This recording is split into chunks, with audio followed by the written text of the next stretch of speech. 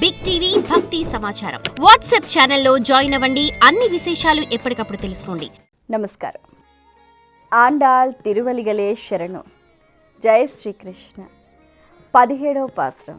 ఆండాళ్ తల్లి ఈ 17వ పాసురంలో తాను గుంపులుగా వచ్చిన ఆ గోపికలతో సహా ఇక్కడ ఈ పాసురంలో నలుగురిని మేలుకొల్పుతుంది. అది ఎవరు అని అంటారా? ఎంతో చక్కగా ఇక్కడ ముందుగా ఈ గోకులమునకు నాయకుడైన నందుణ్ణి, అలాగే యశోదమ్మను, శ్రీకృష్ణుణ్ణి, బలరాముణ్ణి. అంటే వీళ్ళేంటి, ఇప్పుడు 16వ పాసురంలో నందుడి భవనం దగ్గరకు చేరుకున్నారు. ఈ 17వ పాసురంలో మెల్లగా లోపలికి వెళ్ళారనమాట. అక్కడ చూస్తే వరుసగా అందరూ నలుగురు అలా పడుకొని ఉన్నారు. అయ్యో, మేము మీకోసం వచ్చాము, ఇంత స్తుతిస్తున్నాము, ఇంత వేడుకుంటున్నాము, మా మాటలు మా పలుకులు మీకు వినపడటం లేదా అని అంటూ ఉంటారు. ఈ 17వ పాసురంలో ఏంటి అంటే ప్రత్యేకత, ఇక్కడ నందుడి గుణగణాలను చాలా అద్భుతంగా వర్ణిస్తూ ఉంటారనమాట. అంటే ఏమిటి, అన్నం కావాల్సిన వారికి అన్నం, వస్త్రం కావాల్సిన వారికి వస్త్రం, నీరు కావాల్సిన వారికి నీరు, ఇవన్నీ కూడా ఎటువంటి ప్రతిఫలాపేక్ష లేకుండా అందరికీ అందించే గోకులానికి నాయకుడైన ఓ నందుడా, నిద్ర మేల్కొల్పుము అంటూ కూడా వారు ప్రార్థిస్తూ ఉంటారు. లేవయ్యా, మేము మీకోసం వచ్చాము, ఇంకా అలా నిద్రపోతున్నారేంటి, ఇంకా ఎంతసేపు అని అంటూ ఉంటారు. ఈ పాసురం 17వ పాసురంలో ఏంటంటే, ఎవరైనా ఏదైనా దానం చెయ్యాలి అనుకునేవారు ఈ 17వ పాసురం రోజున దానం చెయ్యాలి అని చెప్తూ ఉంటారు. ఎందుకు అనంటే, మన నాయకుడు ఏదైతే చేశారో అది మనమంతా కూడా చేస్తే ఇప్పుడు నాయకుడు పొందిన ప్రతిఫలం ఎలా ఉంటుందో అలాంటి ఫలాన్ని మనం కూడా పొందొచ్చు అని చెప్తూ ఉంటారు.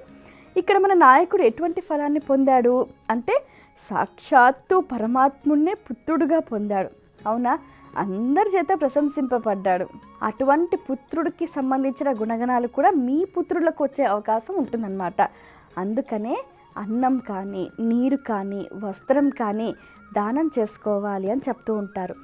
ఆండాళ్ తల్లి చెప్పకనే, ఇగో మన నాయకుడు ఇలాంటి పనులు చేశాడు అంటే మీరు కూడా ఇవి చెయ్యండి అని చెప్పడం అనమాట. సరే, నందుడిని ఇలా మేల్కొల్పుతారు. తర్వాత ఎవరు? అమ్మ, యశోదమ్మ. అసలు యశోదమ్మను అమ్మ ఎప్పుడైనా నిద్రపోతుందా? లేదు కదా, మగత నిద్రలో ఉంటుంది. పిల్లలు ఎప్పుడు లేస్తారా, ఏడుస్తారా, వాళ్ళకి ఏమి ఇవ్వాలా అన్న ఒక జాగరూకతతోనే ఉంటుంది కదా. సరే, మనం యశోదమ్మను లేపుదాము అని అంటూ కూడా ఆ గోపికలంతా ఎంత అద్భుతంగా వర్ణిస్తారు అని అంటే, ప్రబ్బలి చెట్ల వంటి సుకుమారం గల శరీర ఛాయ గల స్త్రీలలో చిగురు వంటి దానా అని అంటూ ఉంటారు. అంటే ప్రబ్బలి చెట్ల సౌందర్యం చాలా అద్భుతంగా ఉంటుంది.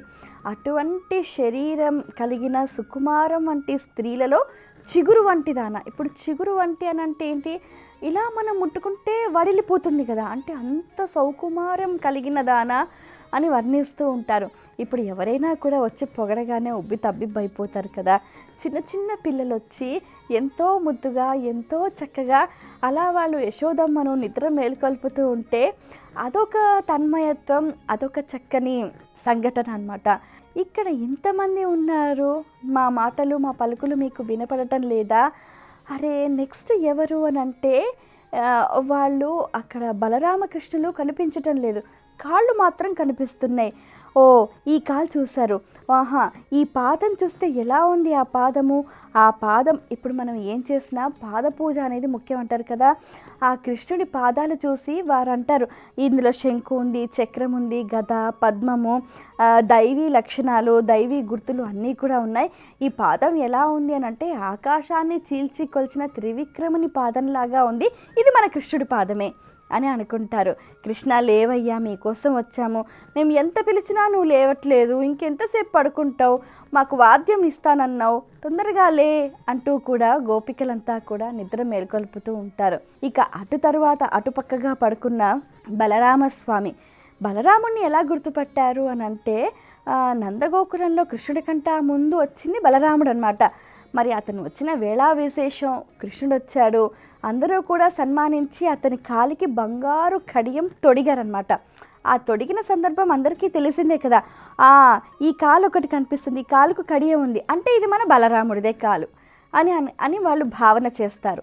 మరి అందరూ అలా ముసుగు తన్ని పడుకొని నిద్రపోతున్నారు. ఎవరెవరిని ఎలా గుర్తుపట్టడమా కొంచెం క్లిష్టమైన పరిస్థితి అయినప్పటికీ కూడా కృష్ణుని గుర్తుపట్టారు పాదాలు చూసి. తర్వాత బలరాముడిని గుర్తుపట్టారు. లేవయ్యా కృష్ణ, మేము నీ కోసం వచ్చాము అని ఎంత వినయంగా, ఎంత చక్కగా, ఎంత భక్తి పారవస్యంతో వాళ్ళు చెప్తారు. మాకు ఇంకా వేరే ఏ ఉద్దేశము లేదు అని. అంటే ఏంటి, మనం పరమాత్మ దగ్గరికి వెళ్ళేటప్పుడు వేరే ఏ ఇతరమైన భావనలు పెట్టుకొని వెళ్ళొద్దు. కేవలం ఏంటంటే ఇహలోకంలో అన్నీ అయిపోయినాయి, పరలోకంలో నీ సన్నిధి చేరాలి, ఆ పరాన్ని చేరుకోవాలి, మాకు ఎంతో వినసొంపైన పరాన్ని వాద్యాన్ని ఇస్తాన్నావు కదా అని అంటూ ఉంటారు. మరి అటువంటి ఆ కృష్ణుని చేరుకోవాలి అని అంటే మనం ఇంత ప్రయాసపడి, ఇంత ప్రయత్నం చేసి, ఇంత ఒక నిష్టతో, ఇంత ఒక చాకచక్యంతో అలా ముందుకెళ్ళాలన్నమాట.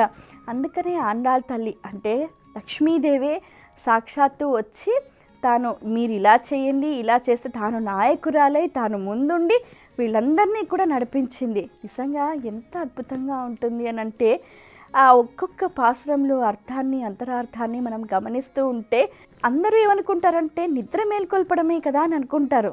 కానీ నిద్ర మేల్కొల్పడం అంటే బాహ్యంగా కాదు, ఆంతరంగికంగా మనకు అజ్ఞానాంధకారంలో గూడు కొట్టుకొని నిద్రపోతున్న ఆ అజ్ఞానపు చిమ్మ చీకట్లన్నింటినీ కూడా పారద్రోలి జ్ఞాన వెలుగుల్ని అందించే ఒక్కొక్క గుళిక, రసగుళికలు అనేవి, ఒక దివిటీలు అనేటివి ఒక పాసురాలు అన్నమాట. అవి ఎంతో చక్కగా ఒక జ్ఞాన మార్గంగా ముందుకు తీసుకెళ్తూ ఉంటాయి. ప్రతి ఒక్క సాధకుడు తప్పనిసరిగా ఆచరించవలసిన వ్రతం తిరుప్పావై వ్రతం. ఎందుకంటే ఈ బ్రాహ్మీ ముహూర్త కాలం అంటే దేవతలకు వాళ్ళు సంచరించే కాలం అన్నమాట. మనం ఆ కాలంలో నిద్ర మేల్కాంచి ఇలా ఆండాళ్ తల్లి తిరుప్పావై పాసురాలు మనం చదువుతూ ఉంటే ఆ సకల దేవీ దేవతల అనుగ్రహం కూడా మనకు పరిపూర్ణంగా లభించే అవకాశం ఉంటుంది. సో ఈ 17వ పాసురంలో ఏంటి అంటే ముందుగా నందుడిని మేల్కొల్పుతారు, యశోదమ్మని బతిమలాడి మేల్కొల్పుతారు. ఆమె సుకుమార ఇంకా ఏమంటారంటే యశోదమ్మను నీవు మా వంశానికి మంగళదీపం వంటిదానా అని అంటూ ఉంటారు. మరి అంతే కదా, మరి ఎంతో చక్కగా కృష్ణుడిని మనందరికీ అందించిందే. అసలు కృష్ణుడు యశోదమ్మ ప్రేమకే బందీ అయిపోయాడు.